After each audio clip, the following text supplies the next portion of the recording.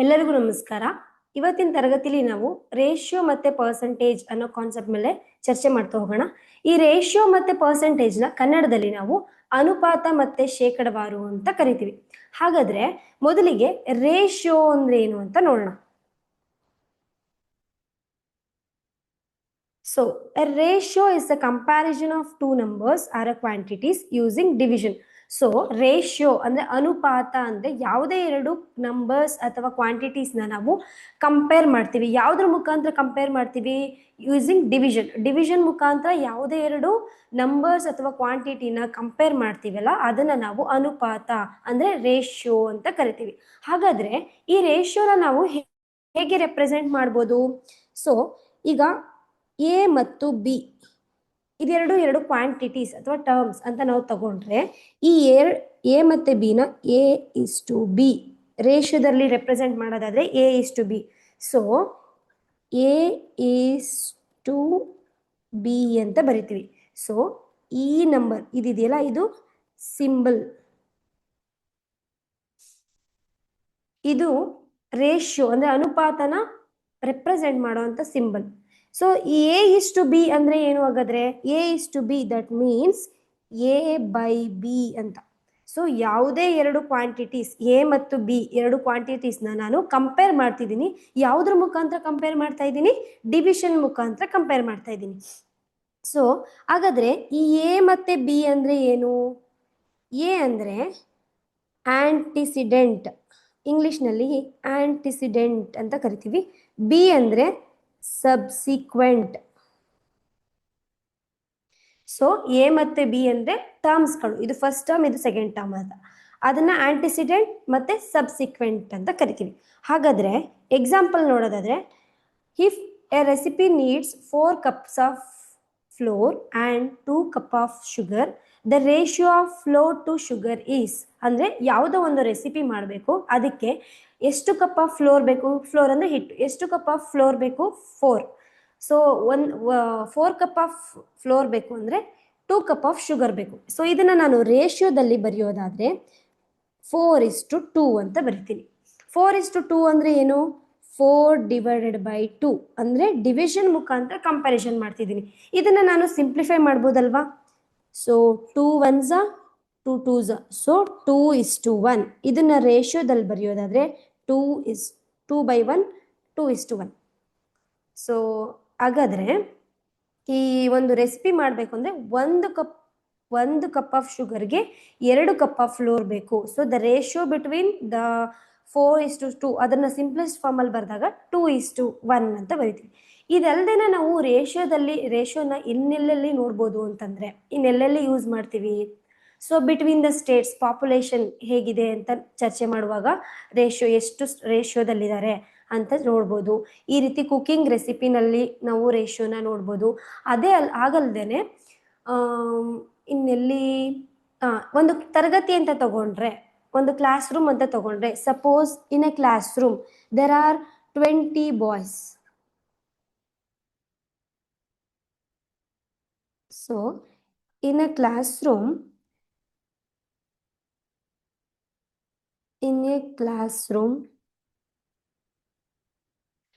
20 boys. So the number of girls is 10. So there are 20 boys and 10 girls in that class.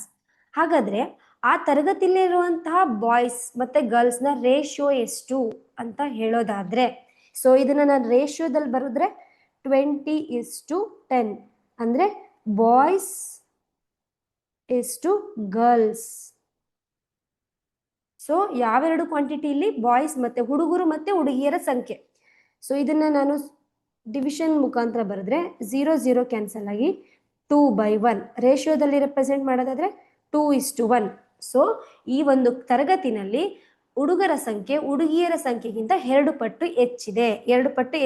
2:1 ರೇಷಿಯೋದಲ್ಲಿ ಇದ್ದಾರೆ ಅಂತ ಹೇಳ್ಬೋದು. ಹಾಗಾದ್ರೆ ಈ ರೇಷಿಯೋದಲ್ಲಿ ಕೆಲವೊಂದಷ್ಟು ಟೈಪ್ಸ್ಗಳು ಬರುತ್ತೆ, ಅಂದ್ರೆ ವಿಧಗಳು. ಮೊದಲನೇದು ಡೂಪ್ಲಿಕೇಟ್ ರೇಷಿಯೋ. ಡೂಪ್ಲಿಕೇಟ್ ರೇಷಿಯೋ ಅಂದ್ರೇನು? ನಕಲು ಅನುಪಾತ. ರೇಷಿಯೋ ಅಂದ್ರೆ ಅನುಪಾತ ಅಲ್ವಾ? ಅಂದ್ರೆ ಯಾವುದೇ ಎರಡು ರೇಷಿಯೋನ ನಾನು ತಗೊಂಡ್ರೆ, for example A is to B ಅನ್ನೋದು ಒಂದು ರೇಷ್ಯೋ. ಈ ರೇಷ್ಯೋನ ಸ್ಕ್ವಯರ್ ಮಾಡಿದ್ರೆ, ಈ ರೇಷ್ಯೋದು ಸ್ಕ್ವಯರ್ನ ನಾನು ಕಂಡುಹಿಡಿದ್ರೆ ಅದೇ ಅದರದ್ದು ಡೂಪ್ಲಿಕೇಟ್ ರೇಷ್ಯೋ ಆಗಿರುತ್ತೆ.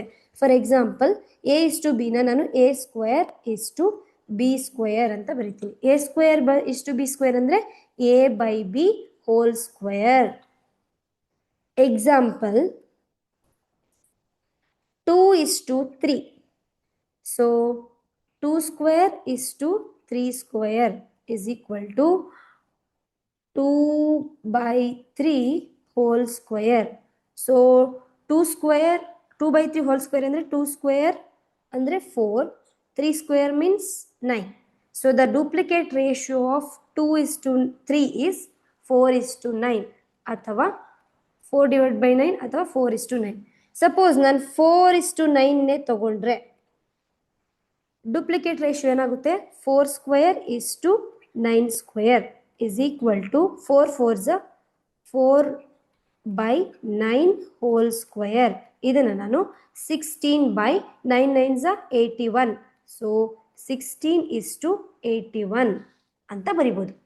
ಸೊ ಡೂಪ್ಲಿಕೇಟ್ ರೇಷಿಯೋ ಅಂದರೆ here we will find out the square of the ratio. ಅಂದರೆ ಯಾವುದೇ ಒಂದು ಅನುಪಾತನ ತಗೊಂಡ್ರೆ ಅದರದ್ದು ಸ್ಕ್ವಯರ್ನ ನಾನು ಫೈಂಡ್ ಔಟ್ ಮಾಡಿದ್ರೆ ಅದನ್ನು ಡೂಪ್ಲಿಕೇಟ್ ರೇಷಿಯೋ ಅಂತ ಕರಿತೀವಿ. ನೆಕ್ಸ್ಟ್ ಟೈಪ್ ಆಫ್ ರೇಷಿಯೋ ಯಾವುದು ಅಂದರೆ sub duplicate ratio. Sub duplicate ratio ಅಂತಂದರೆ here we will find out the square root of the ratio. ಯಾವುದೇ ಎರಡು ರೇಷಿಯೋನ ನಾನು ಕಂಪೇರ್ ಮಾಡುವಾಗ ಅದರದ್ದು ಸ್ಕ್ವಯರ್ ರೂಟ್ನ ನಾನು ಫೈಂಡ್ ಔಟ್ ಮಾಡ್ತೀನಿ.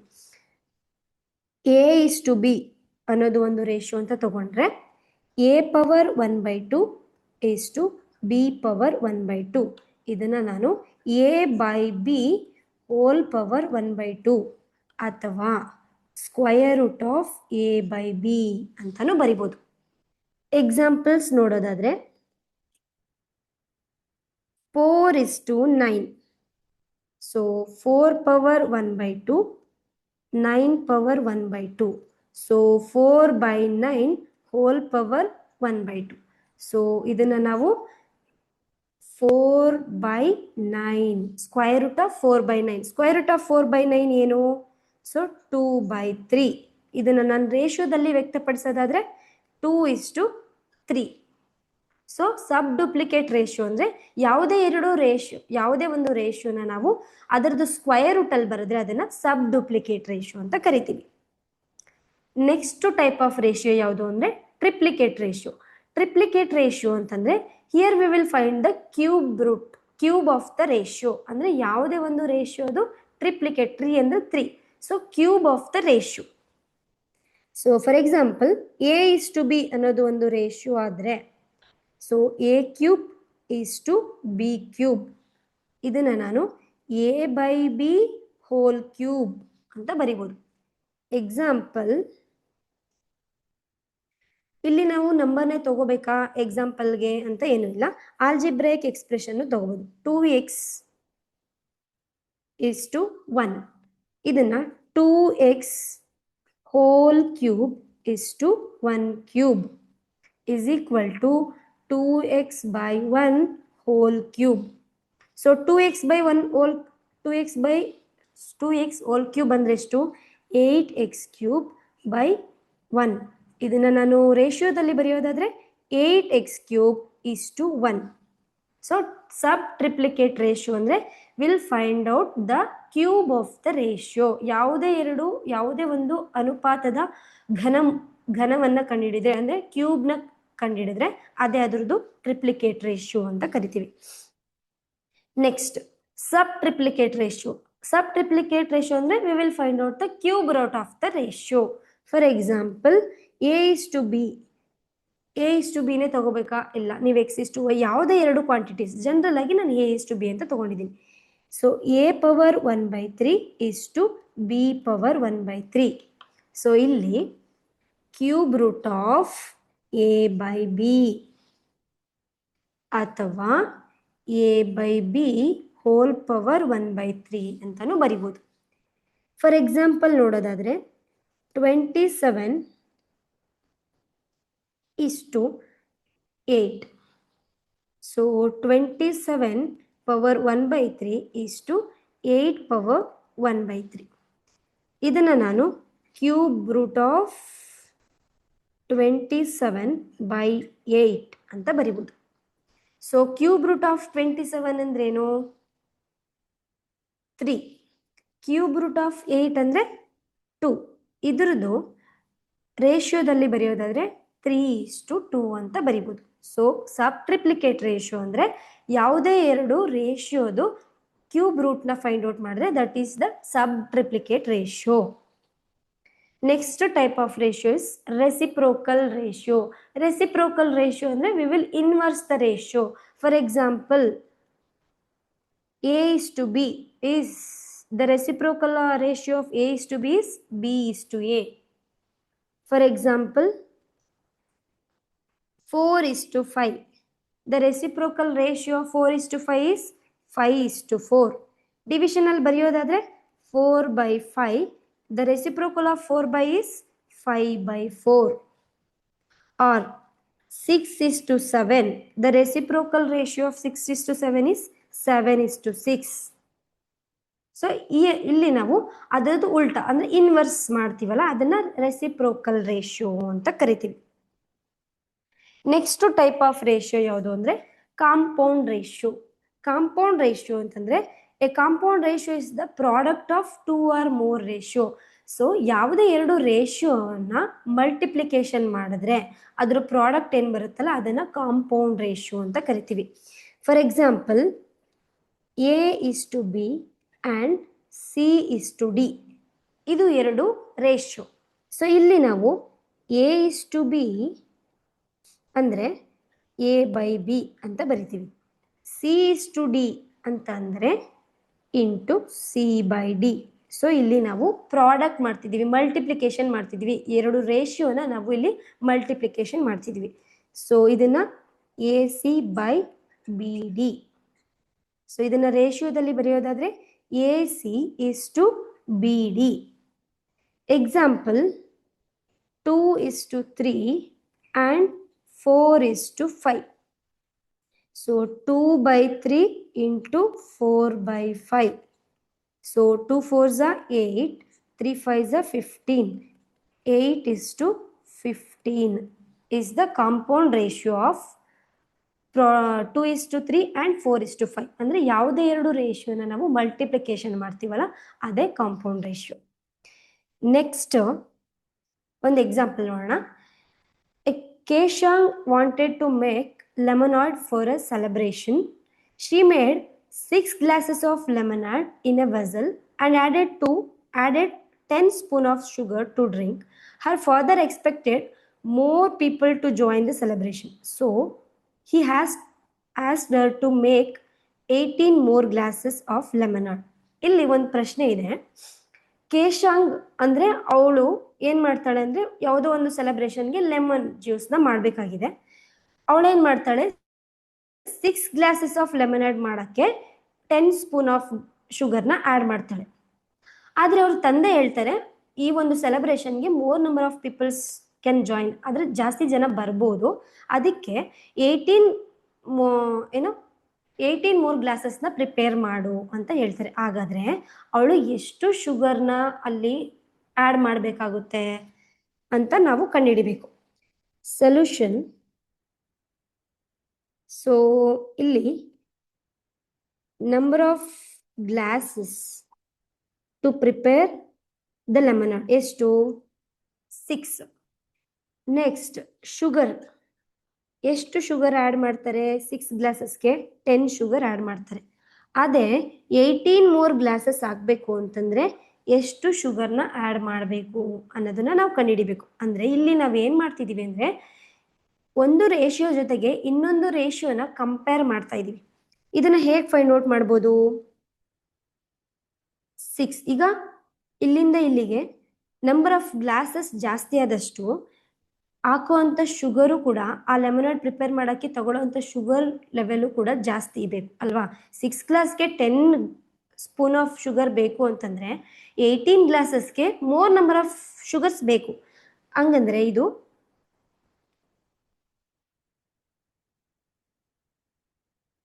is equal to 18/x. So ಇದನ್ನ ಹೆಂಗ್ ಕ್ರಾಸ್ ಮಲ್ಟಿಪ್ಲಿಕೇಶನ್ ಮಾಡಿದ್ರೆ, ಸೊ 6 ಗ್ಲಾಸಸ್ಗೆ 6 ಗ್ಲಾಸಸ್ ಆಫ್ ಲೆಮನೇಡ್ ಪ್ರಿಪರೇಷನ್ಗೆ 10 ಸ್ಪೂನ್ ಆಫ್ ಶುಗರ್ ಬೇಕು. 18 ಗ್ಲಾಸಸ್ ಪ್ರಿಪೇರ್ ಮಾಡೋಕ್ಕೆ ಎಷ್ಟು ಶುಗರ್ ಬೇಕು ಅದನ್ನ ಕ್ರಾಸ್ ಮಲ್ಟಿಪ್ಲಿಕೇಶನ್ ಅಲ್ಲಿ ಬರ್ಕೊಳ್ಳೋಣ. So 6x is equal to 10 into 18. So X ಇಲ್ಲೇ ಉಳಿಸ್ಕೊಂಡು 6 ಕೆಳಗಡೆ ಬಂದ್ರೆ, ಸೊ 6 1s 6 3s, ಸೊ 30 ಎಷ್ಟು 30 ಸ್ಪೂನ್ ಆಫ್ ಶುಗರ್. ಎಷ್ಟು ಶುಗರ್ ಬೇಕು? 30 ಸ್ಪೂನ್ ಆಫ್ ಶುಗರ್ ಬೇಕು. ಇಲ್ಲಿ ಎಷ್ಟು ಮಲ್ಟಿಪ್ಲೈ ಆಗಿದೆ? 6 3s, ಇಲ್ಲೂ ಕೂಡ 6 3s, 10 3s 30. ಅಂದ್ರೆ ಯಾವ್ದು ಇಲ್ಲಿ ಏನ್ ಮಾಡ್ತಾ ಇದೀವಿ ಅಂತಂದ್ರೆ ರೇಷಿಯೋನ ನಾವು ಕಂಪ್ಯಾರಿಸನ್ ಮಾಡ್ತಾ ಇದೀವಿ. ಎರಡೂ ರೇಷಿಯೋನ ಕಂಪ್ಯಾರಿಸನ್ ಮಾಡ್ತಿದೀವಿ. ಸೊ ಈ ರೀತಿಯಾಗಿ ಎರಡೂ ರೇಷಿಯೋನ ನಾವು ಕಂಪ್ಯಾರಿಸನ್ ಮಾಡ್ತೀವಲ್ಲ, ಹಾಗಾದ್ರೆ ಈ ಎರಡು ರೇಷಿಯೋಗಳು ಈಕ್ವಲ್ ಇದೆಯಾ? ಈ ಎರಡು ರೇಷಿಯೋಗಳು ಈಕ್ವಲ್ ಇದೆ. 16/18 is equal to 10/3 30. So 6 1s 6 3s, 10 1s 10 3s, so 1/3 is equal to 1/3. So ಈ ಎರಡು ರೇಷಿಯೋಗಳು ಈಕ್ವಲ್ ಇದೆ. ಸೊ ಈ ರೀತಿಯಾಗಿ ಯಾವುದೇ ಎರಡು ರೇಷಿಯೋಗಳು ಈಕ್ವಲ್ ಇದ್ರೆ ಅದನ್ನ ನಾವು ಪ್ರಪೋರ್ಷನ್ ಅಂತ ಕರಿತೀವಿ. ಅಂದ್ರೆ ಕನ್ನಡದಲ್ಲಿ ಸಮಾನುಪಾತ. When the two ratios are in equal, ಯಾವುದೇ ಎರಡು ಅನುಪಾತಗಳು ಸಮವಾಗಿದ್ರೆ ಅದನ್ನ ನಾವು ಕನ್ನಡದಲ್ಲಿ ಸಮಾನುಪಾತ, ಇಂಗ್ಲಿಷಲ್ಲಿ ಪ್ರಪೋರ್ಷನ್ ಅಂತ ಕರಿತೀವಿ. Next concept proportion. An equality of two ratios is called proportion. So ಯಾವುದೇ ಎರಡು ರೇಷಿಯೋಗಳು ಈಕ್ವಲ್ ಇದ್ರೆ ಅದನ್ನ ಹೇಗೆ ರೆಪ್ರೆಸೆಂಟ್ ಮಾಡ್ತೀವಿ? A:B ಅನ್ನೋದು ಒಂದು ರೇಷಿಯೋ, C:D ಅನ್ನೋದು ಒಂದು ರೇಷಿಯೋ. ಸೊ ಪ್ರಪೋರ್ಷನಲ್ ಸಿಂಬಲ್ ಯಾವುದು ಅಂತಂದ್ರೆ ಇದು. ಈ ಒಂದು ಸಿಂಬಲ್ ಮುಖಾಂತರ ನಾವು ಪ್ರಪೋರ್ಷನಲ್, ದೀಸ್ ಟು ರೇಷಿಯೋನ ಪ್ರಪೋರ್ಷನಲ್ ಅಂತ ಕರಿತೀವಿ. ಈ ಸಿಂಬಲ್ದು ಏನ್ ಅರ್ಥ ಅಂದ್ರೆ A:B is equal to C:D ಅಂತ ಅರ್ಥ. ಸೊ ಈ ರೇಷಿಯೋ A:B ಅನ್ನೋ ಒಂದು ರೇಷಿಯೋ C:D ಅನ್ನೋ ಒಂದು ರೇಷಿಯೋಗೆ ಈಕ್ವಲ್ ಇದೆ ಅಂದ್ರೆ ಸಮಾನ ಆಗಿದೆ ಅಂತ ಅರ್ಥ. ಇಲ್ಲಿ ಬಿ ಮತ್ತೆ ಸಿ ನ ನಾವು ಮೀನ್ಸ್ ಅಂತ ಕರಿತೀವಿ. ಎ ಮತ್ತು ಡಿ ನ ನಾವು ಎಕ್ಸ್ಟ್ರೀಮ್ಸ್ ಅಂತ ಕರಿತೀವಿ. ಫಾರ್ ಎಕ್ಸಾಂಪಲ್ ನೋಡೋದಾದ್ರೆ 2 3 4 and 6 are in proportional. So ನಾನು ಹೇಳ್ತೀನಿ 2 3 and 6 are in proportional. ಇಲ್ಲಿ ಈ ಎಲ್ಲ ನಂಬರ್ಸ್ ಪ್ರಪೋರ್ಷನಲ್ ಆಗಿದೆ ಅಂತ ಹೇಳ್ತೀನಿ. ಹೇಗೆ ಹೇಳ್ಬೋದು?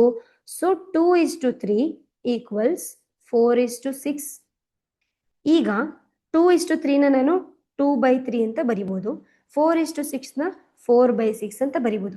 ಈ 2:3 ನ ನಾನು ಸಿಂಪ್ಲಿಫಿಕೇಶನ್ ಮಾಡೋಕ್ಕಾಗಲ್ಲ, ಆದರೆ ಈ 4/6 ನ ನಾನು ಸಿಂಪ್ಲಿಫಿಕೇಶನ್ ಮಾಡ್ಬೋದು. ಸೊ 2 2s 2 3s ಏನು ಬರುತ್ತೆ? 2:3. ಸೊ ಇಲ್ಲಿ ನಮಗೆ ಗೊತ್ತಾಯಿತು 2/3 ಇಸ್ ಈಕ್ವಲ್ ಟು 2/3. ಸೊ ನಾವು ತಗೊಂಡಿರುವಂತಹ ಎರಡೂ ರೇಷಿಯೋಗಳು ಸಮನಾಗಿದೆ. Then these two ratios are proportional ಅಂತ ಹೇಳ್ಬೋದು. ಈಗ ಇದ್ರ ಮೇಲೆ ಕೆಲವೊಂದು ಪ್ರಾಬ್ಲಮ್ಸ್ನ ಸಾಲ್ವ್ ಮಾಡ್ತಾ ಹೋಗೋಣ. If 2 pens cost 20, how much will 4 pens cost? So ಇಲ್ಲಿ ಏನಿದೆ, 2 ಪೆನ್ಗಳ ಬೆಲೆ 20 ರೂಪಾಯಿ ಆದ್ರೆ 4 ಪೆನ್ಗಳ ಬೆಲೆ ಎಷ್ಟಾಗುತ್ತೆ ಅಂತ ಹೇಗೆ ಬರ್ಕೊಳ್ಳೋಣ? ಸೊ ನಂಬರ್ ಆಫ್ ಪೆನ್ಸ್ ಎಷ್ಟು? 2. So the cost 20. ಸೊ 2 ಪೆನ್ಗಳ ಬೆಲೆ 20 ರೂಪಾಯಿ ಆದ್ರೆ 4 ಪೆನ್ಸ್, ನಂಬರ್ ಆಫ್ ಪೆನ್ಸ್ ಏನಾಯ್ತು? ಜಾಸ್ತಿ ಆಯ್ತು. ಹಾಗಾದ್ರೆ ಕಾಸ್ಟ್ ಎಷ್ಟಾಗುತ್ತೆ? ಜಾಸ್ತಿ ಆಗುತ್ತೆ. ಹೇಗೆ ಫೈಂಡ್ ಔಟ್ ಮಾಡೋದು? ಈಗ ಇಲ್ಲಿ ಒಂದು ಕ್ವಾಂಟಿಟಿ ಇನ್ಕ್ರೀಸ್ ಆಗ್ತಿದೆ, ಇನ್ನೊಂದು ಕ್ವಾಂಟಿಟಿನೂ ಕೂಡ ಇನ್ಕ್ರೀಸ್ ಆಗ್ತಿದೆ. ಸೊ ಯಾವುದೇ ಎರಡು ಕ್ವಾಂಟಿಟಿಲಿರೋದು? ಪೆನ್, ನಂಬರ್ ಆಫ್ ಪೆನ್ ಮತ್ತೆ ಹೌ ಮಚ್ ಕಾಸ್ಟ್. ಈ ಎರಡು ಕ್ವಾಂಟಿಟಿಗಳ ನಡುವೆ ನಾವು ರೇಷಿಯೋನ ಕಂಡುಹಿಡಿಬೇಕು. ಹಾಗಾದ್ರೆ ಇಲ್ಲಿ ಪೆನ್ಗಳ ಸಂಖ್ಯೆ ಜಾಸ್ತಿ ಆದಷ್ಟು ಅದರದ್ದು ಕಾಸ್ಟು ಕೂಡ ಜಾಸ್ತಿ ಆಗುತ್ತೆ ಅಲ್ವಾ. ಇದನ್ನ ನಾವು ಡೈರೆಕ್ಟ್ ಪ್ರಪೋರ್ಷನಲ್ ಅಂತ ಕರಿತೀವಿ. ಈ ಡೈರೆಕ್ಟ್ ಪ್ರಪೋರ್ಷನಲ್ ಅಂದ್ರೆ ಕನ್ನಡದಲ್ಲಿ ನೇರ ಅನುಪಾತ. ನೇರ ಅನುಪಾತ ಅಂತಂದ್ರೆ ಒಂದು ಕ್ವಾಂಟಿಟಿ ಇನ್ಕ್ರೀಸ್ ಆದ್ರೆ other quantity will also increase. ಯಾವುದು ಒಂದು ಕ್ವಾಂಟಿಟಿ ಇನ್ಕ್ರೀಸ್ ಆದ್ರೆ ಇನ್ನೊಂದು ಕ್ವಾಂಟಿಟಿನೂ ಕೂಡ ಇನ್ಕ್ರೀಸ್ ಆಗುತ್ತೆ. ಫಾರ್ ಎಕ್ಸಾಂಪಲ್ ಇದೆ, ಒಂದು 2 ಪೆನ್ಗಳ ಬೆಲೆ 20 ರೂಪಾಯಿ ಆದ್ರೆ 4 ಪೆನ್ಗಳ ಬೆಲೆ ಎಷ್ಟಾಗುತ್ತೆ? ಡಬಲ್ ಆಗುತ್ತೆ, 40 ರೂಪಾಯಿ ಆಗುತ್ತೆ ಅಲ್ವಾ. ಆಗ ಅದನ್ನ ನಾವು ಡೈರೆಕ್ಟ್ ಪ್ರಪೋರ್ಷನಲ್ ಅಂತ ಕರಿತೀವಿ. ಸೊ ಡೈರೆಕ್ಟ್ ಪ್ರಪೋರ್ಷನಲ್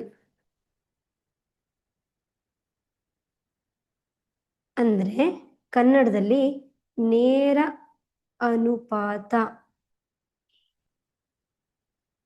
ಈ ಡೈರೆಕ್ಟ್ ಪ್ರಪೋರ್ಷನಲ್ ಅಂದ್ರೆ ಏನು ಅಂದ್ರೆ the quantity is directly proportional. ಅಂದ್ರೆ ಎಕ್ಸ್ ಅನ್ನೋ ಒಂದು ಕ್ವಾಂಟಿಟಿ, ಸಪೋಸ್ ನಮ್ಗೆ ಗೊತ್ತಿಲ್ಲ ಯಾವ ಕ್ವಾಂಟಿಟಿ ಅಂತ, ಜನರಲ್ ಆಗಿ ಬರೆಯೋದಾದ್ರೆ ಎಕ್ಸ್ ಅನ್ನೋದು ಒಂದು ಕ್ವಾಂಟಿಟಿ, ವೈ ಅನ್ನೋದು ಒಂದು ಕ್ವಾಂಟಿಟಿ ಅಂತ ನಾನು ತಗೊಂಡ್ರೆ ಎಕ್ಸ್ ಇಸ್ ಡೈರೆಕ್ಟ್ಲಿ ಪ್ರಪೋರ್ಷನಲ್. ಇದು ಒಂದು proportional symbol, directly proportional to Y. ಅಂದ್ರೆ X by Y is constant ಅಂತ ಅರ್ಥ. ಅದನ್ನ ನಾವು x1 by y1 is equal to x2 by y2 is equal to x3 by y3, ಇದೆಲ್ಲ ಕೂಡ ಕಾನ್ಸ್ಟೆಂಟ್ ಆಗಿರುತ್ತೆ ಅಂತ ಅರ್ಥ ಆಯ್ತಲ್ವಾ. ಸೊ ಒಂದು ಕ್ವಾಂಟಿಟಿ ಇನ್ಕ್ರೀಸ್ ಆದರೆ ಇನ್ನೊಂದು ಕ್ವಾಂಟಿಟಿನೂ ಕೂಡ ಇನ್ಕ್ರೀಸ್ ಆಗುತ್ತೆ. ಈಗ ಈ ಪ್ರಾಬ್ಲಮ್ನ ನಾವು ಹೇಗೆ ಸಾಲ್ವ್ ಮಾಡ್ಬೋದು ಅಂತಂದರೆ 20/2. ಸೊ ನಂಬರ್ ಆಫ್ ಪೆನ್ಸ್ನ ನಾನು ಎಕ್ಸ್ ಅಂತ ತಗೋತೀನಿ, ಕಾಸ್ಟ್ನ ವೈ ಅಂತ ತಗೋತೀನಿ. So X by Y constant. Next ಇನ್ನೊಂದು ಕ್ವಾಂಟಿಟಿ 4, ಇಲ್ಲಿ ಗೊತ್ತಿಲ್ಲ, ಅದನ್ನು ನಾನು X, let it be X, ಗೊತ್ತಿಲ್ಲ ಅಲ್ವಾ, ಸೊ ಎಕ್ಸ್ ಅಂತ ತಗೋತೀನಿ. ಈಗ ನಾನು ಇಲ್ಲಿ ಕ್ರಾಸ್ ಮಲ್ಟಿಪ್ಲಿಕೇಶನ್ ಮಾಡಿದ್ರೆ 2x is equal to 40 into 4. So 20 into 4, X ಇಲ್ಲೇ ಇರುತ್ತೆ, 2 ಕೆಳಗಡೆ ಬಂದಾಗ 2 1s 2 10s. ಸೊ 10 ಇಂಟು 4 ಏನಾಗುತ್ತೆ? 40. ಸೊ ಹಾಗಾದ್ರೆ 4 ಪೆನ್ಗಳ ಬೆಲೆ ಎಷ್ಟು? 40. ಇಲ್ಲಿ ಅದನ್ನ ಡೈರೆಕ್ಟ್ ಒಂದು ಕ್ವಾಂಟಿಟಿ ಇನ್ಕ್ರೀಸ್ ಆಯಿತು, ಪೆನ್ಗಳ ಸಂಖ್ಯೆ ಜಾಸ್ತಿ ಆದಂಗೆನೆ ಅದ್ರ ಕಾಸ್ಟು ಕೂಡ ಜಾಸ್ತಿ ಆಗುತ್ತೆ. ಇದನ್ನ ನಾವು ಕನ್ನಡದಲ್ಲಿ ನೇರ ಅನುಪಾತ, ಇಂಗ್ಲಿಷ್ನಲ್ಲಿ ಡೈರೆಕ್ಟ್ ಪ್ರಪೋರ್ಷನಲ್ ಅಂತ ಕರಿತೀವಿ. ಈ ಡೈರೆಕ್ಟ್ ಪ್ರಪೋರ್ಷನಲ್ನ ನಾವು ಈ ಕಾಸ್ಟ್ ಮತ್ತು ಪೆನ್ ನೋಡೋದಲ್ಲೇ ಇನ್ನೆಲ್ಲೆಲ್ಲ ಎಕ್ಸಾಂಪಲ್ ನೋಡ್ಬೋದು ಅಂತಂದರೆ, if the speed increases to cover the distance will also increase. ಈಗ ನಾವು ಜಾಸ್ತಿ ಸ್ಪೀಡಾಗಿ ನಡೀತಾ ಇದ್ದೀವಿ, ಹೋಗ್ತಾ ಇದ್ದೀವಿ ಎಲ್ಲಿಗಾದ್ರು ಅಂತಂದರೆ we can cover more distance. ಜಾಸ್ತಿ ದೂರನ ನಾವು ಜಾಸ್ತಿ ಡಿಸ್ಟೆನ್ಸ್ನ ಕವರ್ ಮಾಡ್ಬೋದು ಅಲ್ವಾ. ಅದಲ್ದೇ ಇನ್ನೆಲ್ಲಿ ನೋಡ್ಬೋದು ಅಂತಂದರೆ, ಇಫ್ ಮೋರ್ ವರ್ಕರ್ಸ್, ಸೊ ಯಾವುದೋ ಒಂದು ಕೆಲಸನ ಮಾಡೋಕ್ಕೆ ಜಾಸ್ತಿ ನಂಬರ್ ಆಫ್ ವರ್ಕರ್ಸ್ ಜಾಸ್ತಿ ಆದಂಗೆ ಮಾಡೋವಂಥ ಕೆಲಸನೂ ಕೂಡ ನಂಬರ್ ಆಫ್ ವರ್ಕರ್ಸ್ ಜಾಸ್ತಿ ಆದಂಗೆ ತಗೊಳ್ಳೋ ಕೆಲಸ ಮಾಡೋದು ಕೂಡ, ಸೊ ವರ್ಕ್ ಡನ್ನು ಕೂಡ ಜಾಸ್ತಿ ಆಗುತ್ತೆ, ಕೆಲಸ ಜಾಸ್ತಿ ಆಗುತ್ತೆ. ಅದಲ್ದೇ ಇನ್ನೆಲ್ಲಿ ನೋಡ್ಬೋದು ಅಂತಂದರೆ, if you deposit amount, deposit more deposit you will get more interest. So ಈಗ ನೀವು ಬ್ಯಾಂಕಲ್ಲಿ ಜಾಸ್ತಿ ಅಮೌಂಟ್ನ ಡೆಪಾಸಿಟ್ ಮಾಡಿದ್ರೆ ನಿಮಗೆ ಜಾಸ್ತಿ ಬಡ್ಡಿ ಸಿಗುತ್ತೆ ಅಲ್ವಾ. ಒಂದು ಕ್ವಾಂಟಿಟಿ ಇನ್ಕ್ರೀಸ್ ಆಗ್ತಿದೆ ಅಂದರೆ ಇನ್ನೊಂದು ಕ್ವಾಂಟಿಟಿನೂ ಇನ್ಕ್ರೀಸ್ ಆದರೆ ಅದನ್ನು ನಾವು ಡೈರೆಕ್ಟ್ ಪ್ರಪೋರ್ಷನಲ್ ಅಂತ ಕರಿತೀವಿ. ನೆಕ್ಸ್ಟ್ ಇನ್ನೊಂದಿದೆ, ಹಾಗಾದರೆ ಇದ್ರ ಉಲ್ಟ ಏನು? Indirect proportional. Indirect proportional. Indirect proportional ಕನ್ನಡದಲ್ಲಿ ವಿಲೋಮ ಅನುಪಾತ, ವಿಲೋಮ ಅನುಪಾತ ಅಂತ ಕರಿತೀವಿ. ಸೊ ಡೈರೆಕ್ಟ್ ಅಂದ್ರೆ ಒಂದು ಕ್ವಾಂಟಿಟಿ ಇನ್ಕ್ರೀಸ್ ಆದರೆ ಇನ್ನೊಂದು ಕ್ವಾಂಟಿಟಿ ಇನ್ಕ್ರೀಸ್ ಆಗುತ್ತೆ. ಇಂಡೈರೆಕ್ಟ್ ಅಂತಂದ್ರೆ if one quantity increase, one quantity increase or decrease, sorry, if one quantity increase, the other quantity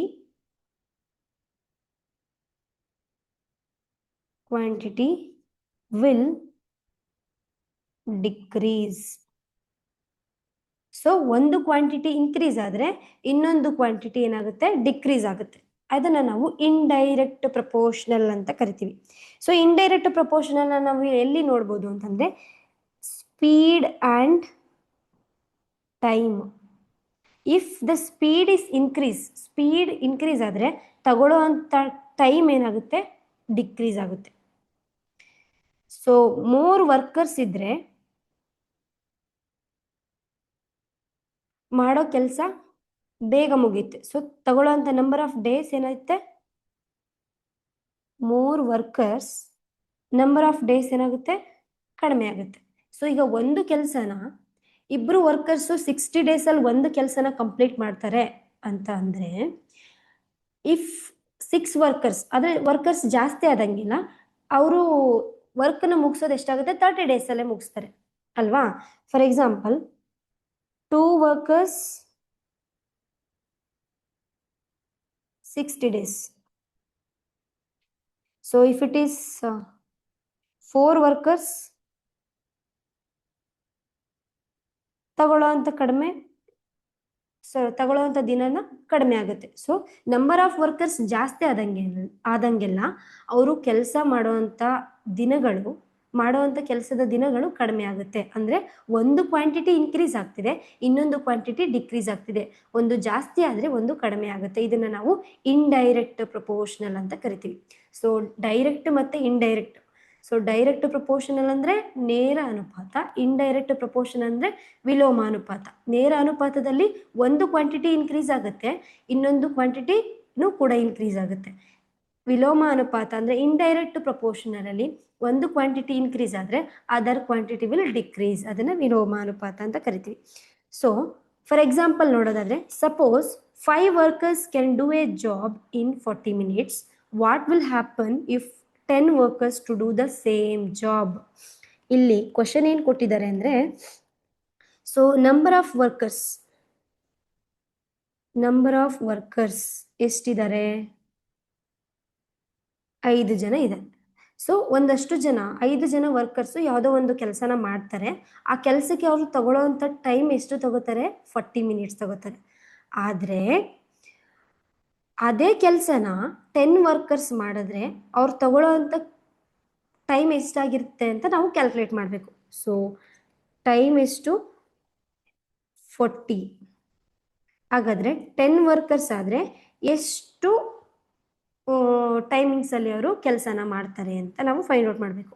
so ಇಲ್ಲಿ ಕ್ವಶನ್ನ ನೀವು ಗಮನಿಸಿದ್ರೆ ನೇರವಾಗಿ ಉತ್ತರ ಹೇಳ್ಬೋದು. ಇಲ್ಲಿ ನಂಬರ್ ಆಫ್ ವರ್ಕರ್ಸ್ ಜಾಸ್ತಿ ಆಗ್ತಿದ್ದಾರೆ ಅಲ್ವಾ, ಹಾಗಾದರೆ ತಗೊಳ್ಳೋ ಅಂಥ ಟೈಮು ಯಾವಾಗ್ಲೂ ಕಡಿಮೆ ಇರಬೇಕು. ಆದರೆ ಇದು ಯಾವುದಕ್ಕೆ ಎಕ್ಸಾಂಪಲ್ ಆಗುತ್ತೆ, ದಿಸ್ ಇಸ್ ಇಂಡೈರೆಕ್ಟ್ ಪ್ರಪೋರ್ಷನ್ ಅಂದರೆ ವಿಲೋಮ ಅನುಪಾತ. ನಂಬರ್ ಆಫ್ ವರ್ಕರ್ಸ್ ಜಾಸ್ತಿ ಆದಂಗೆಲ್ಲ ಒಂದು ಕೆಲಸ ಮಾಡೋಕ್ಕೆ ಅವ್ರು ತಗೊಳ್ಳೋಂಥ ಟೈಮು ಆಬ್ವಿಯಸ್ಲಿ ಕಡಿಮೆ ಆಗುತ್ತೆ. ಇಂಡೈರೆಕ್ಟ್ ಪ್ರಪೋರ್ಷನಲ್ ಅಂದ್ರೆ ಏನು,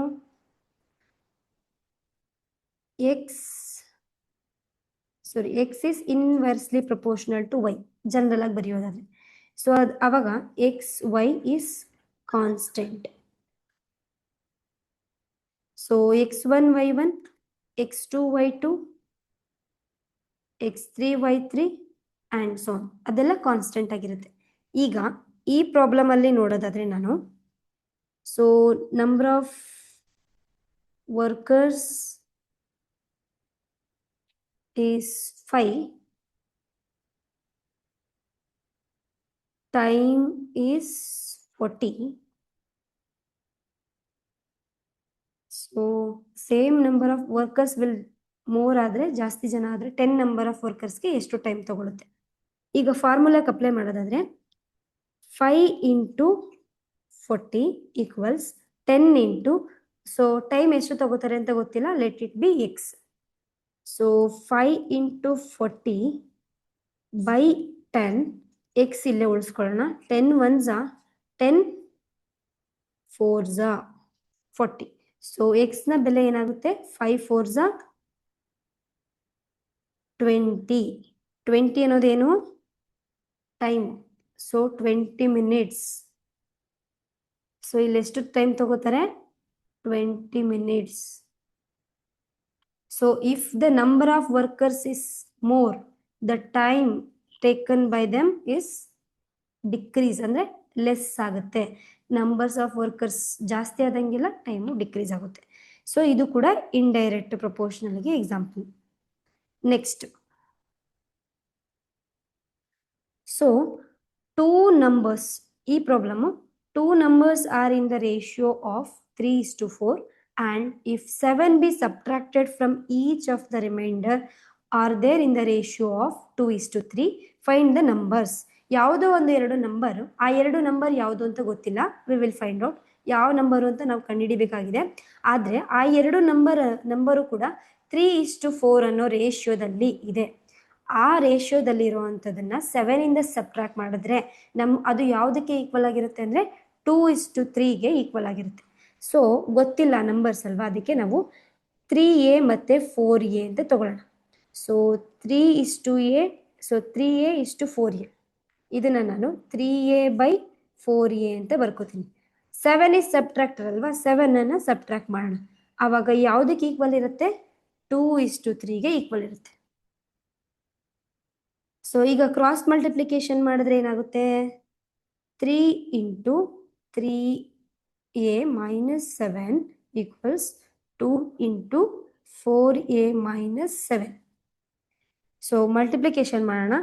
9a - 21 equals 2 4s are 8a - 14. So A ಇರೋದೆಲ್ಲ ಒಂದು ಕಡೆ, ಕಾನ್ಸ್ಟೆಂಟ್ ಟರ್ಮ್ಸ್ ಎಲ್ಲ ಒಂದು ಕಡೆ ತಗೊಳ್ಳೋಣ. 9a - 8a equals 20, ಫಸ್ಟ್ ಇರೋ ಟರ್ಮ್ಸ್ ಯಾವುದು 14 ಅಲ್ವಾ, -14 -21 ಈ ಕಡೆ ಇರೋದು, ಈ ಕಡೆ ಈಕ್ವಲ್ಸ್ ಇಂದ ಈ ಕಡೆ ಬಂದರೆ +21 ಆಗುತ್ತೆ. So 9a - 8a is a only. So 14 - 21 ಏನಾಗುತ್ತೆ, -14 + 21 ಏನಾಗುತ್ತೆ 7. ಸೊ ದ ಟರ್ಮ್ ನಂಬರ್ ಯಾವುದು ಅಂತ ಗೊತ್ತಾಯಿತು. ಸೊ ಹಾಗಾದರೆ ಅವೆರಡು ನಂಬರ್ಗಳೇನು, 3a ಅಂದರೆ 3 × 7 ಈಸ್ 21, 4a 4 × 7 ಈಸ್ 28. ಸೊ ಆ ಎರಡು ನಂಬರ್ಗಳು ಯಾವುದು ಅಂದರೆ 21 ಮತ್ತು 28. Next problem, Sumana can do a piece of work in 18 days. Find the fraction of work done by her in 12 days. So Sumana ಯಾವುದೋ ಒಂದು ವರ್ಕ್ನ, ಒಂದು ಪೀಸ್ ಆಫ್ ವರ್ಕ್, ಒಂದು ಪಾರ್ಟ್ ಆಫ್ ವರ್ಕ್ನ, ಒಂದು ವರ್ಕ್ನ 18 ಡೇಸಲ್ಲಿ ಕಂಪ್ಲೀಟ್ ಮಾಡ್ತಾರೆ. ಆದರೆ 12 ಡೇಸಲ್ಲಿ ಅವರು ಕಂಪ್ಲೀಟ್ ಮಾಡ್ತಾರೆ ಅಂತಂದರೆ ಎಷ್ಟು ಫ್ರಾಕ್ಷನ್ ಆಫ್ ವರ್ಕ್ ಆಗಿರುತ್ತೆ ಅಂತ ಅರ್ಥ ಅಂತ ನಾವು ಫೈಂಡ್ ಔಟ್ ಮಾಡಬೇಕು. ಸೊ ಇಲ್ಲಿ ಸೊ ವರ್ಕ್ ಎಷ್ಟು ವರ್ಕು, ಒಂದು ವರ್ಕ್ನ ಎಷ್ಟು ದಿನ ತಗೋತಾರೆ 18 ಡೇಸ್ ತಗೋತಾರೆ. ಅದೇ ಎಷ್ಟು ವರ್ಕ್ನ ಗೊತ್ತಿಲ್ಲ, ಅದನ್ನ ಲೆಟ್ ಇಟ್ ಬಿ ಎಕ್ಸ್ ಅಂತ ತಗೊಳ್ಳೋಣ. 12 ಡೇಸಲ್ಲಿ ಮುಗಿಸ್ತಾರೆ ಅಂದರೆ ಇಲ್ಲಿ ಒಂದು ದಿನ ತಗೊಂಡಿದ್ದಾರೆ, ಒಂದು ವರ್ಕ್ ಮಾಡೋಕ್ಕೆ ಇಷ್ಟು ದಿನ ತಗೊಂಡಿದ್ದಾರೆ ಅಂತಂದರೆ ಕಡಿಮೆ ದಿನ ತಗೋತಿದ್ದಾರೆ. ಅಂದರೆ ಇಲ್ಲಿ ನಂಬರ್ ಆಫ್ ಡೇಸು ಕಡಿಮೆ ಆಯಿತು ಅಂತಂದರೆ ಮಾಡೋ ಅಂಥ ಕೆಲಸನೂ ಕೂಡ ಏನಾಗುತ್ತೆ, ಕಡಿಮೆ ಆಗುತ್ತೆ ಅಲ್ವಾ. ಇಲ್ಲಿ ಒಂದು ಕಂಪ್ಲೀಟ್ ವರ್ಕ್ ಮಾಡೋಕ್ಕೆ 18 ಡೇಸ್ ತಗೊಂಡಿದ್ದಾರೆ ಅಂತಂದರೆ 12 ಡೇಸ್ ಅಂದರೆ 18ಗಿಂತ ಕಡಿಮೆ. ಸೊ ಕಡಿಮೆ ದಿನ ತಗೊಂಡಿದ್ದಾರೆ ಅಂದರೆ ಕಡಿಮೆ ಕೆಲಸ ಆಗಿರುತ್ತೆ ಅಷ್ಟೇ. ಆದರೆ ಇದು ಯಾವುದಕ್ಕೆ ಎಕ್ಸಾಂಪಲ್ ಆಗಿರುತ್ತೆ, ದಿಸ್ ಇಸ್ ಡೈರೆಕ್ಟ್ ಪ್ರಪೋರ್ಷನಲ್.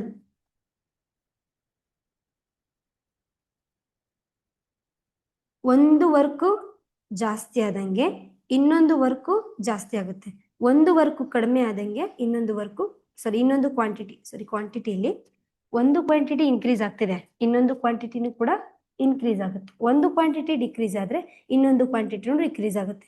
ಇಲ್ಲಿ ವರ್ಕ್ ಇನ್ಕ್ರೀಸ್ ಆಗಿದೆ, ಅದಕ್ಕೆ ನಂಬರ್ ಆಫ್ ಡೇಸು ಕೂಡ ಇನ್ಕ್ರೀಸ್ ಆಗುತ್ತೆ. ಇಲ್ಲಿ ವರ್ಕ್ ಡೇಸ್ ಕಡಿಮೆ ಇದೆ, ಆಬ್ವಿಯಸ್ಲಿ ನಂಬರ್ ಆಫ್ ವರ್ಕ್ ಎಷ್ಟು ಮಾಡ್ತಾರೆ ಅದು ಕಡಿಮೆ ಇರುತ್ತೆ ಕಂಪೇರ್ ಟು ಪ್ರೀವಿಯಸ್ ಒನ್. ಈಗ ಡೈರೆಕ್ಟ್ ಪ್ರಪೋರ್ಷನಲ್ ಅಂದರೆ 1/18 equals x/12. So cross multiplication ಮಾಡಿದ್ರೆ so 12/18 is equal to X. So ಇದನ್ನು ನಾವು ಎಕ್ಸ್ ಈಕ್ವಲ್ಸ್ 12/18 ಅಂತ ಬರ್ಕೋಬೋದು. ಇದನ್ನ ಸಿಂಪ್ಲೆಸ್ಟ್ ಫಾರ್ಮ್ಗೆ ನಾನು ಬರಿತೀನಿ ಅಂತಂದ್ರೆ 6 2s 6 3s, ಸೊ 2/3.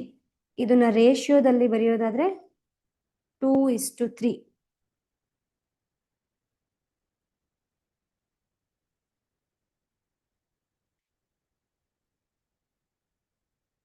ಸೊ ಅವರು ತಗೊಳ್ಳೋಂಥ ಫ್ರಾಕ್ಷನ್ ಆಫ್ ವರ್ಕ್ ಎಷ್ಟು ಅಂತಂದ್ರೆ 2/3. ಸೊ ಇಲ್ಲಿ ನಂಬರ್ ಆಫ್ ಡೇಸ್ ಕಡಿಮೆ ಇರೋದ್ರಿಂದ ಅವ್ರು ಮಾಡುವಂಥ ಕೆಲಸನೂ ಕೂಡ ಕಡಿಮೆ ಆಗುತ್ತೆ. ಒಂದು ಕ್ವಾಂಟಿಟಿ ಡಿಕ್ರೀಸ್ ಆಗ್ತಿದೆ, ಇನ್ನೊಂದು ಕ್ವಾಂಟಿಟಿನೂ ಕೂಡ ಡಿಕ್ರೀಸ್ ಆಗುತ್ತೆ. ಅದಕ್ಕೆ ಇದು ಡೈರೆಕ್ಟ್ ಪ್ರಪೋರ್ಷನ್ ಅಂದ್ರೆ ನೇರ ಅನುಪಾತ. Next problem, 8 men can do a piece of work in 15 days. In how many days can 20 men do the work? ಅಂದ್ರೆ ಇದೇ ರೀತಿ ಪ್ರಾಬ್ಲಮ್ ಆವಾಗಲೇ ಒಂದ್ಸತಿ ಸಾಲ್ವ್ ಮಾಡಿದ್ವಿ. ನಂಬರ್ ಆಫ್ ಮೆನ್ ಎಷ್ಟು? 8. ತಗೊಳ್ಳುವಂಥ ದಿನ ಎಷ್ಟು? Number of days 15 days. ಈಗ ನಂಬರ್ ಆಫ್ ಮೆನ್ ಎಷ್ಟಾದ್ರೂ ಜಾಸ್ತಿ ಆದ್ರು ಹಾಗಾದ್ರೆ ಮಾಡುವಂಥ ಕೆಲಸ ಏನಾಗುತ್ತೆ? ತಗೊಳ್ಳೋವಂಥ ನಂಬರ್ ಆಫ್ ಡೇಸ್ ಎಷ್ಟಾಗುತ್ತೆ? ರೆಡ್ಯೂಸ್ ಆಗುತ್ತೆ.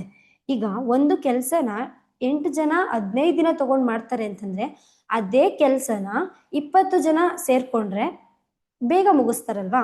So this is indirect proportion.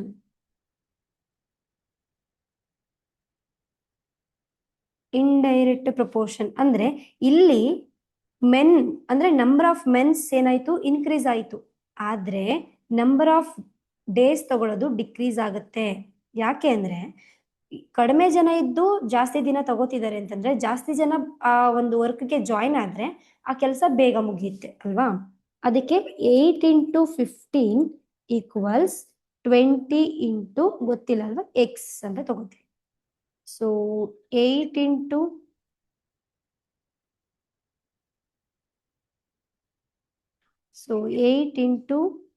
15/20 equals x. X equals 8 × 15/20. So 4 2s 4 5s. So 2 × 15/5 ಆಯ್ತು. ಅಗೇನ್ ಸಿಂಪ್ಲಿಫಿಕೇಶನ್ ಮಾಡಿದ್ರೆ 5 1s 5 3s. ಸೊ 2 × 3. ಸೊ ಎಷ್ಟಾಯ್ತು? 6 ಏನು? ಡೇಸ್. ಸೊ ಹಾಗಾದ್ರೆ ಎಷ್ಟು ದಿನ ತಗೋತಾರೆ? 20 ಜನ ವರ್ಕರ್ಸ್ ಜಾಯಿನ್ ಆದ್ರೆ ಅದೇ ಕೆಲಸಕ್ಕೆ ಅವ್ರು ತಗೊಳ್ಳೋಂಥ ಕಡಿಮೆ ದಿನಗಳು ಯಾವತ್ತು ಕಡಿಮೆ ಇರುತ್ತೆ. ಸೊ ಇಲ್ಲಿ ಒಂದು ಕ್ವಾಂಟಿಟಿ ಇನ್ಕ್ರೀಸ್ ಆಯ್ತು, ಅದರ್ ಕ್ವಾಂಟಿಟಿ ವಿಲ್ ಡಿಕ್ರೀಸ್ ಆಯ್ತು. ಅದಕ್ಕೆ ಇದನ್ನ ಇಂಡೈರೆಕ್ಟ್ ಪ್ರಪೋರ್ಷನ್ ಅಂತ ಕರಿತೀವಿ. Next problem, a car travels 90 kilometers in 150 minutes. If it continues at the same speed, what distance will it cover in 4 hours? So distance ಎಷ್ಟು ಕೊಟ್ಟಿದ್ದಾರೆ?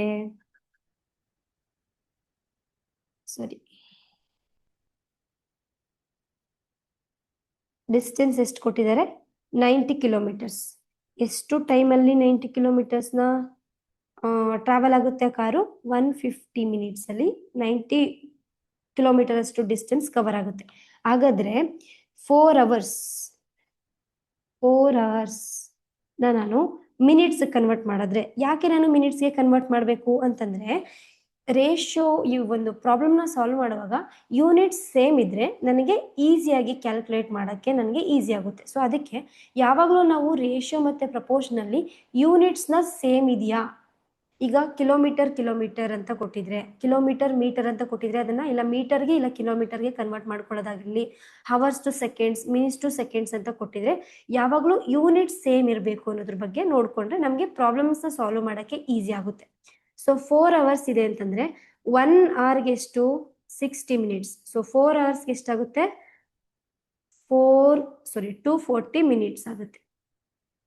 ಹಾಗಾದ್ರೆ 240 ಮಿನಿಟ್ಸ್ಗೆ ಎಷ್ಟು ಡಿಸ್ಟೆನ್ಸ್ನ ಕವರ್ ಮಾಡುತ್ತೆ ಅಂತ ನಾವು ಫೈಂಡ್ ಔಟ್ ಮಾಡಬೇಕು.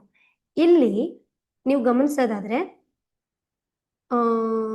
90 ಕಿಲೋಮೀಟರ್ಸ್ ಕವರ್ ಮಾಡೋಕ್ಕೆ ಇಷ್ಟು ಮಿನಿಟ್ಸ್ ತಗೋತು ಅಂತಂದ್ರೆ ಅಬ್ವಿಯಸ್ಲಿ ಡಿಸ್ಟೆನ್ಸ್, ಸ್ಪೀಡ್ ಮತ್ತೆ ಡಿಸ್ಟೆನ್ಸ್ ಅಂದ್ರೆ ಜಾಸ್ತಿ ಟೈಮ್ಸ್ ತಗೊಂಡು ಕಡಿಮೆ ಟೈಮಲ್ಲಿ ಜಾಸ್ತಿ ಡಿಸ್ಟೆನ್ಸ್ ಅಂದ್ರೆ ಕಡಿಮೆ ಟೈಮಲ್ಲಿ ಕಡಿಮೆ ಡಿಸ್ಟೆನ್ಸ್ ಕವರ್ ಮಾಡಿದೆ ಅಂದ್ರೆ ಇಲ್ಲಿ ಟೈಮಿಂಗ್ಸ್ ಜಾಸ್ತಿ ತಗೊಂಡಿದೆ ಅಂತಂದ್ರೆ ಆಬ್ವಿಯಸ್ಲಿ ದ ಡಿಸ್ಟೆನ್ಸ್ ಏನಾಗುತ್ತೆ ಇನ್ಕ್ರೀಸ್ ಆಗುತ್ತೆ. ತಗೊಳ್ಳೋವಂಥ ಟೈಮ್ ಜಾಸ್ತಿ ಆಗುತ್ತೆ ಅಂತಂದ್ರೆ ನಾವು ಕವರ್ ಮಾಡುವಂಥ ಡಿಸ್ಟೆನ್ಸ್ ಕೂಡ ಜಾಸ್ತಿ ಆಗುತ್ತೆ. ಹಾಗಾದ್ರೆ ಇದು ಯಾವುದಕ್ಕೆ ಎಕ್ಸಾಂಪಲ್ ಆಗುತ್ತೆ? ದಿಸ್ is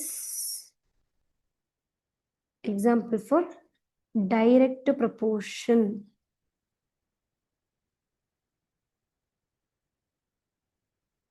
ಡೈರೆಕ್ಟ್ ಪ್ರಪೋರ್ಷನಲ್ ಅಂದ್ರೇನು? X by Y. ಸೊ ಇದನ್ನ ಎಕ್ಸ್ ಇದನ್ನ ವೈ ಅಂತ ತಗೊಂಡ್ರೆ X by Y 90 by 150 equals X ಎಷ್ಟು ಗೊತ್ತಿಲ್ಲ by 240.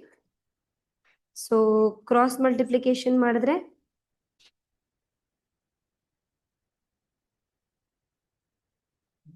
So 90 into 140 240 is equal to 150 into x.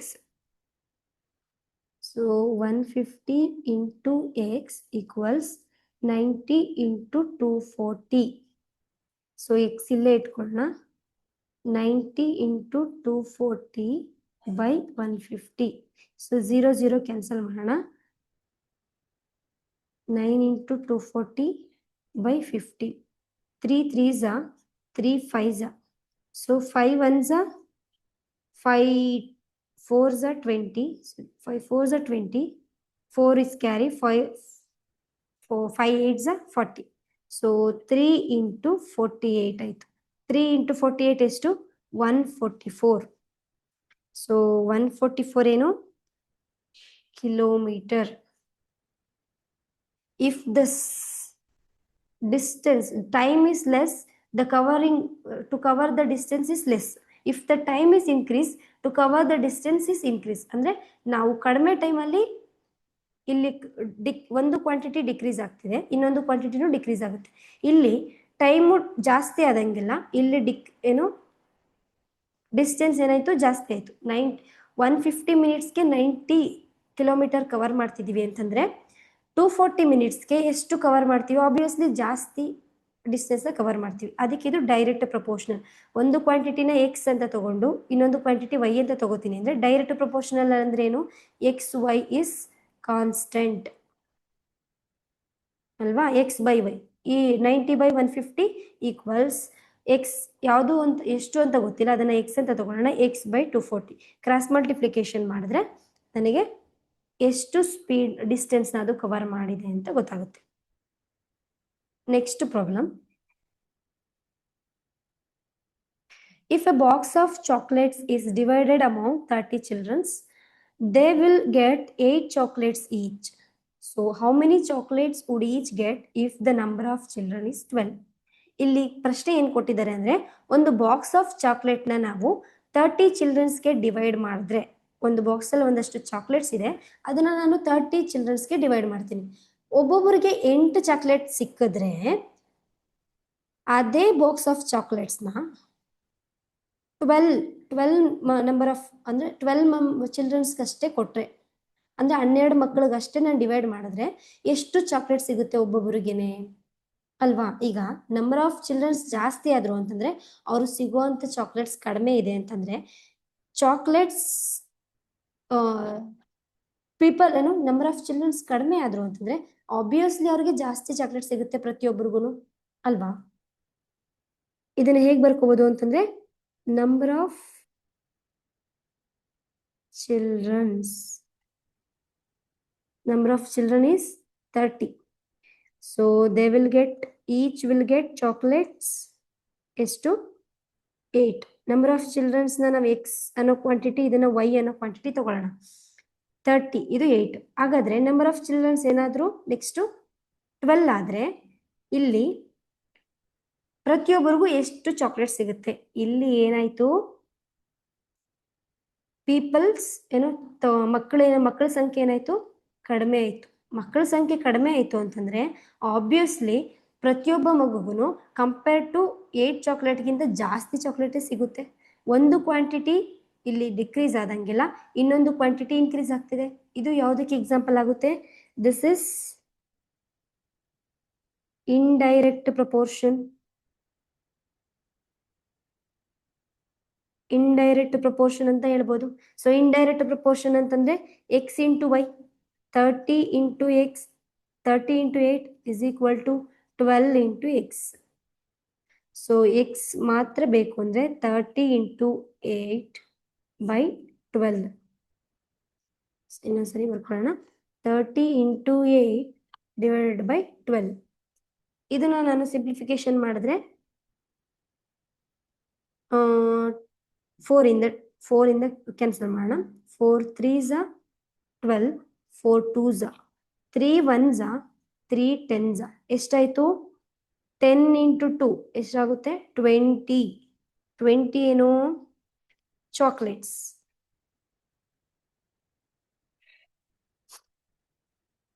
So 20 chocolates. ಎಷ್ಟು ಚಾಕ್ಲೇಟ್ ಸಿಗುತ್ತೆ? 20 ಚಾಕ್ಲೇಟ್ ಸಿಗುತ್ತೆ. ಇಲ್ಲಿ ಗಮನಿಸಿ, ನಂಬರ್ ಆಫ್ ಚಿಲ್ಡ್ರನ್ಸ್ ಸಂಖ್ಯೆ ಕಡಿಮೆ ಆದಂಗಿನ ಚಾಕ್ಲೇಟ್ ಸಂಖ್ಯೆ ಏನಾಗುತ್ತೆ? ಜಾಸ್ತಿ ಆಯ್ತು. ಅಂದ್ರೆ ಇಂಡೈರೆಕ್ಟ್, ಒಂದು ಸಂಖ್ಯೆ ಕಡಿಮೆ, ಒಂದು ಕ್ವಾಂಟಿಟಿ ಇನ್ಕ್ರೀಸ್ ಆದ್ರೆ ಇನ್ನೊಂದು ಕ್ವಾಂಟಿಟಿ ಡಿಕ್ರೀಸ್ ಆಗುತ್ತೆ. ನೆಕ್ಸ್ಟ್ ಇನ್ನೊಂದು problem. Next problem, A mechanic earns ₹36,000 on 9 cars. How much will he earn in one day if in a day he receives 27 cars? ಇಲ್ಲಿ ನಂಬರ್ ಆಫ್ ಕಾರ್ಸ್ ಎಷ್ಟು? 9. ಅವನು earn ಮಾಡೋದೆಷ್ಟು? Amount ಅಂತ ಬರ್ಕೊಳ್ಳೋಣ. Amount, ಇದನ್ನ X, ಇದನ್ನ Y. So ಇದು ಎಲ್ಲ ಪ್ರಾಬ್ಲಮ್ಗೂ ನೀವು ಬರ್ಕೋಬೇಕು. ಎಷ್ಟಾಗುತ್ತೆ? 36,000. ಸೊ ಇಲ್ಲಿ ನಾನು ಬರ್ಕೋತಾ ಇದ್ದೀನಿ ಅಂದ್ರೆ ಒಂದು ಕ್ವಾಂಟಿಟಿನ ಎಕ್ಸ್, ಇನ್ನೊಂದು ಕ್ವಾಂಟಿಟಿನ ವೈ ಅಂತ ಕನ್ಸಿಡರ್ ಮಾಡ್ಕೋಬೇಕು. ಓಕೆನಾ? ಈಗ ಕಾರ್ಗಳ ಸಂಖ್ಯೆ ಏನಾಯ್ತು? ಜಾಸ್ತಿ ಆಯ್ತು ಅಂತಂದ್ರೆ ಅವನು ಅರ್ನ್ ಮಾಡೋ ದುಡ್ಡು ಕೂಡ ಆಬ್ವಿಯಸ್ಲಿ ಜಾಸ್ತಿ ಆಗುತ್ತೆ. ಇದಕ್ಕೆ ಯಾವುದಕ್ಕೆ ಎಕ್ಸಾಂಪಲ್ ಆಗುತ್ತೆ? ಡೈರೆಕ್ಟ್ ಪ್ರಪೋರ್ಷನಲ್ ಅಲ್ವಾ? ಇಲ್ಲಿ 9 ಕಾರ್ಗಳಿಗೆ 36,000 ಆದ್ರೆ 27 ಕಾರ್ಸ್ಗಳಿಗೆ ಎಷ್ಟಾಗುತ್ತೆ? Obviously amount will increase. ಒಂದು ಕ್ವಾಂಟಿಟಿ ಇನ್ಕ್ರೀಸ್ ಆದ್ರೆ other quantity will also increase. This is direct proportion. So ಇದನ್ನ ನೀವು ಮಾಡ್ಬೋದಲ್ವಾ? ಸೊ ಇದನ್ನ ಹೋಮ್ವರ್ಕ್, ಇದನ್ನ ನೀವು ನೆಕ್ಸ್ಟ್ ತರಗತಿಲಿ ಕಂಪ್ಲೀಟ್ ಮಾಡ್ಕೊಂಡು ಬನ್ನಿ. Next problem,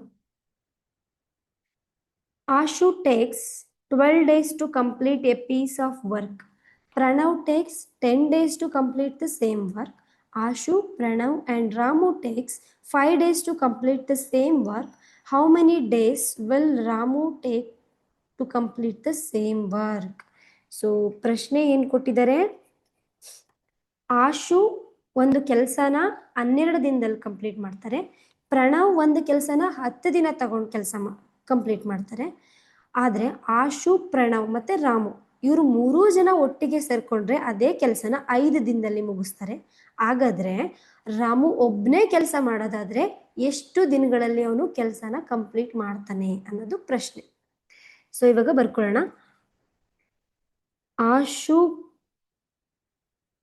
complete work in 1 day.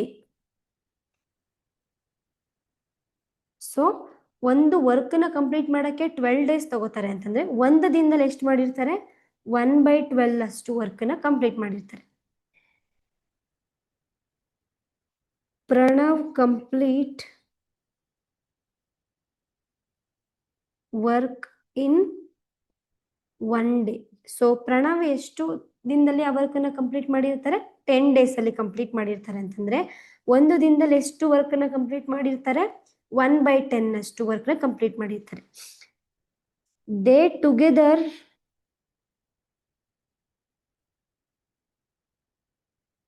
Complete in 1 day. So ಅವ್ರು 3 ಜನ ಒಟ್ಟಿಗೆ ಸೇರ್ಕೊಂಡ್ರೆ 5 ದಿನದಲ್ಲೇ ಕೆಲಸನ ಮುಗಿಸ್ತಾರೆ. ಅಂತಂದ್ರೆ ಒಂದು ದಿನಕ್ಕೆ ಎಷ್ಟು ಕೆಲಸ ಮಾಡಿರ್ತಾರೆ? 1/5 ಅಷ್ಟು ಕೆಲಸ ಮಾಡಿರ್ತಾರೆ. ಹಾಗಾದ್ರೆ Ramu complete work in 1 day. ಎಷ್ಟು ಕಂಪ್ಲೀಟ್ ಮಾಡಿರ್ತಾನೆ ಅಂತಂದ್ರೆ ರಾಮು 1/5 ಅಂದ್ರೆ ಅವ್ರು 3 ಜನ ಕಂಪ್ಲೀಟ್ ಮಾಡಿರ್ತಾರಲ್ಲ, ಆದ್ರಿಂದ ಮೊದಲ ಇಬ್ರು ಕಂಪ್ಲೀಟ್ ಮಾಡಿರ್ತಾರಲ್ಲ ಅದನ್ನ ಸಬ್ಟ್ರಾಕ್ಟ್ ಮಾಡಬೇಕು. ಸೊ ಆಶು ವರ್ಕು ಮತ್ತೆ ಪ್ರಣವ್ ವರ್ಕು. ಈಗ ಟೇಕ್ LCM.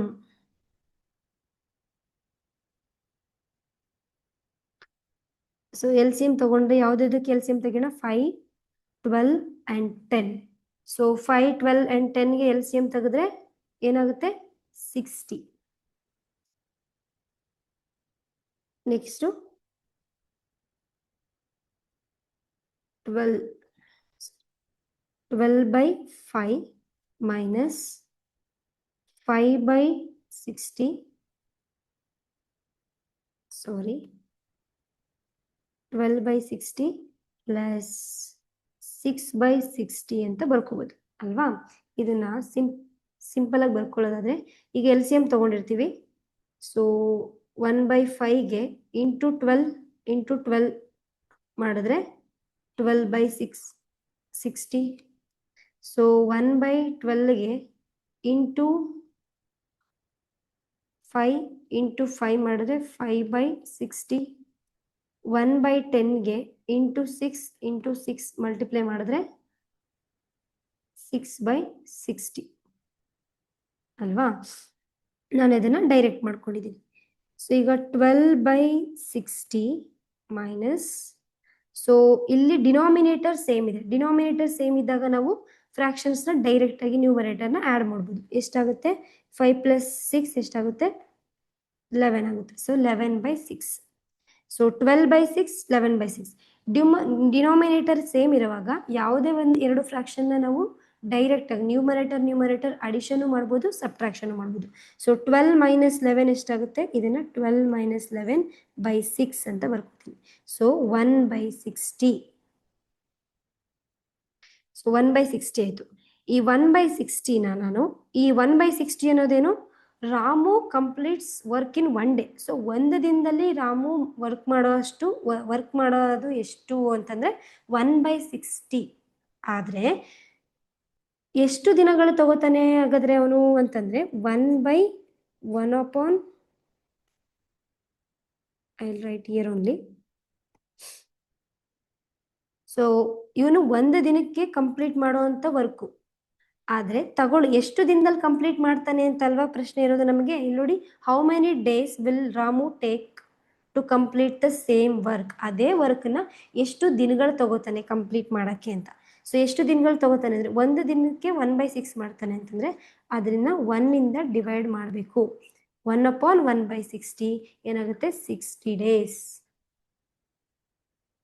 ಸೊ ರಾಮು ಒಬ್ಬನೇ ಎಷ್ಟು ದಿನದಲ್ಲಿ ತಗೊಂಡು ವರ್ಕ್ ಮಾಡ್ತಾನೆ ಅಂತಂದ್ರೆ Ramu take 60 days to complete the same work. How many takes? therefore Ramu takes 60 days to complete the work. Ramu ಒಬ್ಬನೇ ವರ್ಕ್ ಮಾಡ್ತಾನೆ ಅಂದ್ರೆ ಅವನು 60 ಡೇಸ್ ತಗೋತಾನೆ. Next question. If workers can build a wall in 48 hours, how many workers will be required to do the same work in 30 hours?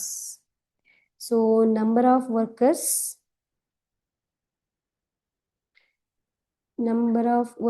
is to 15. Time ಎಷ್ಟು ತಗೋತಾರೆ 48. So number of ವರ್ಕರ್ಸ್ನ ನಾನು X quantity, ಟೈಮ್ನ Y quantity ಅಂತ ತಗೋಬಹುದು. So ಈಗ 30 hours ಅಲ್ಲಿ ಎಷ್ಟು ಕೆಲಸನ ಮಾಡ್ತಾರೆ? ಇಲ್ಲಿ ನಂಬರ್ ಆಫ್ ವರ್ಕರ್ಸ್, ಇಲ್ಲಿ ಟೈಮು ಕಡಿಮೆ ಆಯಿತು ಅಂತಂದ್ರೆ ನಂಬರ್ ಆಫ್ ವರ್ಕರ್ಸು ಕೂಡ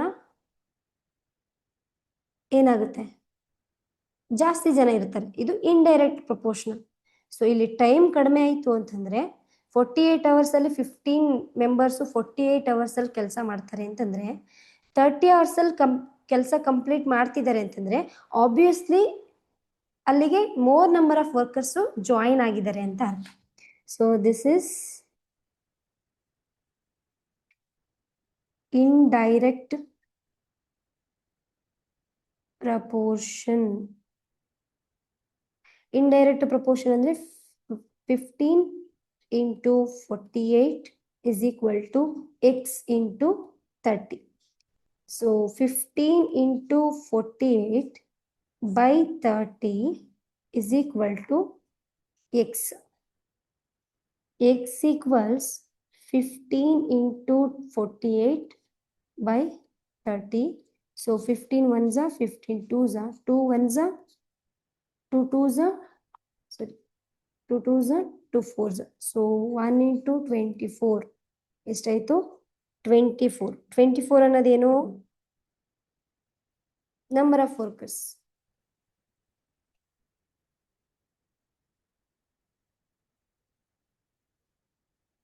ಸೊ ಎಷ್ಟು ವರ್ಕರ್ಸ್ 24 ವರ್ಕರ್ಸ್. ಸೊ ಇಲ್ಲಿ ಜಾಸ್ತಿ ಜನ ವರ್ಕರ್ಸ್ ಜಾಯಿನ್ ಆಗಿರೋದ್ರಿಂದ ಕಡಿಮೆ ಟೈಮ್ ತಗೊಂಡು ಆ ಕೆಲಸನ ಮುಗಿಸಿದ್ದಾರೆ ಕಡಿಮೆ ಟೈಮಲ್ಲಿ. ಇಲ್ಲಿ ನಂಬರ್ ಆಫ್ ವರ್ಕರ್ಸ್ ಕಡಿಮೆ ಇದ್ರು, ಅದಕ್ಕೆ ಟೈಮು ಜಾಸ್ತಿ ಆಯಿತು. ಒಂದು ಕ್ವಾಂಟಿಟಿ ಇನ್ಕ್ರೀಸ್ ಆದರೆ ಇನ್ನೊಂದು ಕ್ವಾಂಟಿಟಿ ಡಿಕ್ರೀಸ್ ಆಗ್ತಿದೆ. So this is indirect proportion. Next problem. If a typist typing 6 hours a day take 12 days to type the manuscript of a book, then how many days will 4 typists working 7 hours a day take to do the same job? ಅಂದ್ರೆ 14 typist ಒಂದು ದಿನಕ್ಕೆ 6 ಗಂಟೆಗಳ ಕಾಲ ಕೆಲಸ ಮಾಡಿದ್ರೆ ಅಂದ್ರೆ 12 ದಿನ ತಗೋತಾರೆ ಒಂದು ಬುಕ್ಕನ್ನ ಏನ್ ಮಾಡಕ್ಕೆ, ಟೈಪ್ ಮಾಡಕ್ಕೆ. ಸೊ 14 ಮೆಂಬರ್ಸ್ ಟೈಪಿಸ್ಟು ಒಂದು ದಿನಕ್ಕೆ 6 ಗಂಟೆ ಅಂತ ಕೆಲಸ ಮಾಡಿದ್ರೆ 12 ದಿನಗಳಲ್ಲಿ ಆ ಬುಕ್ನ ಆ ಬುಕ್ ಟೈಪಿಂಗ್ನ ಕಂಪ್ಲೀಟ್ ಮಾಡ್ತಾರೆ. ಹಾಗಾದ್ರೆ 4 ಟೈಪಿಸ್ಟ್ಗಳ ಸಂಖ್ಯೆ ಕಡಿಮೆ ಆಯಿತು, ಆದರೆ ಒಂದು ದಿನಕ್ಕೆ 7 ಗಂಟೆ ಅಂತ ಅವರು ವರ್ಕನ್ನು ಮಾಡಿದ್ರೆ ಎಷ್ಟು ದಿನಗಳಲ್ಲಿ ಆ ಒಂದು ಬುಕ್ನ ಕಂಪ್ಲೀಟ್ ಮಾಡ್ತಾರೆ ಅನ್ನೋದು, ಇದು ನಾನು ನಿಮಗೆ ಹೋಮ್ವರ್ಕ್ ಕೊಡ್ತೀನಿ. ಹಾಗಾದ್ರೆ ಇವತ್ತಿನ ತರಗತಿಯಲ್ಲಿ ನಾವು ಏನು ತಿಳ್ಕೊಂಡ್ವಿ? ಸೊ ರೇಷಿಯೋ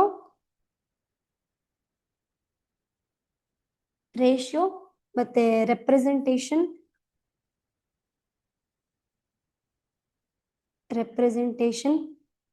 ಹಾಗೇನೆ ಪ್ರಪೋರ್ಷನ್ ಮತ್ತೆ ಎಕ್ಸಾಂಪಲ್ ಪ್ರಾಬ್ಲಮ್ಸ್. ಸೊ ಇವತ್ತಿನ ತರಗತಿಯಲ್ಲಿ ಅನುಪಾತ ಅಂದ್ರೆ ಏನು, ಅನುಪಾತ ಮತ್ತೆ ಸಮಾನುಪಾತ ಅವುಗಳ ನಡುವೆ ಇರುವಂತಹ ವ್ಯತ್ಯಾಸಗಳೇನು, ಮತ್ತೆ ಅವುಗಳಲ್ಲಿ ಪ್ರಪೋರ್ಷನ್ ಅಂತ ಬಂದಾಗ ಡೈರೆಕ್ಟ್ ಮತ್ತೆ ಇಂಡೈರೆಕ್ಟ್ ಪ್ರಪೋರ್ಷನ್ ಅಂದ್ರೆ ನೇರ ಮತ್ತೆ ಅನುಪಾತ ಅವೆರಡಕ್ಕಿರೋ ವ್ಯತ್ಯಾಸ ಏನು, ಅಲ್ಲಿ ಕೆಲವೊಂದು ಪ್ರಾಬ್ಲಮ್ಸ್ನ ಹೇಗೆ ಸಾಲ್ವ್ ಮಾಡೋದು, ಯಾವ ಪ್ರಾಬ್ಲಮ್ಮು ನೇರ ಅನುಪಾತ ಆಗಿರುತ್ತೆ, ಯಾವ ಒಂದು ಸಮಸ್ಯೆಗಳು ಕೊಟ್ಟಾಗ ಅದು ಇಂಡೈರೆಕ್ಟ್ ಪ್ರಪೋರ್ಷನಲ್ ಬರುತ್ತೋ ಡೈರೆಕ್ಟ್ ಪ್ರಪೋರ್ಷನಲ್ ಬರುತ್ತೋ ಅನ್ನೋದನ್ನೆಲ್ಲ ಇವತ್ತಿನ ತರಗತಿಯಲ್ಲಿ ತಿಳ್ಕೊಂಡ್ವಿ. ಮುಂದಿನ ತರಗತಿಯಲ್ಲಿ ನಾವು ಪರ್ಸೆಂಟೇಜ್ ಅನ್ನೋ ಕಾನ್ಸೆಪ್ಟ್ ಬಗ್ಗೆ ಅಂದ್ರೆ ಶೇಕಡವಾರು ಅನ್ನೋದ್ರ ಬಗ್ಗೆ ಡಿಸ್ಕಸ್ ಮಾಡ್ತಾ ಹೋಗೋಣ. Thank you.